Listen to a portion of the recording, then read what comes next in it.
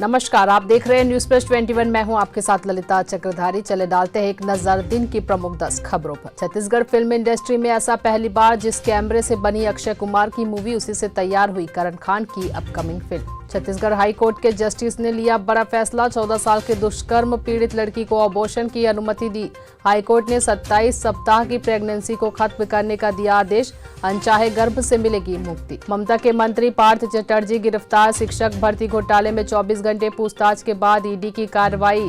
करीबी अर्पिता भी हिरासत में। 27 जुलाई को हिमाचल दौरे पर जाएंगे आप संयोजक अरविंद केजरीवाल। खराब मौसम और जम्मू कश्मीर हाईवे बंद होने की वजह से अमरनाथ यात्रा रोकी गई। दिल्ली में इंग्लिश स्पीकिंग कोर्स के खुलेंगे 50 सेंटर। 3 से 4 महीने का होगा कोर्स, केजरीवाल ने किया ऐलान। लखनऊ के लुलु मॉल में बिना अनुमति नमाज पढ़ने वाला 5वां आरोपी गिरफ्तार। नई दिल्ली रेलवे स्टेशन पर महिला से गैंगरेप। रेलवे के 4 कर्मचारी अरेस्ट। प्लेटफॉर्म के ट्रेन लाइटिंग रूप में दिया वारदात को अंजाम। बिहार के Phulwari Sharif terror module case में एनआईए ने यूएपीए लगाया। अरुणाचल में 13 जुलाई को लापता हुए 19 में से 7 मजदूरों को बचाया गया।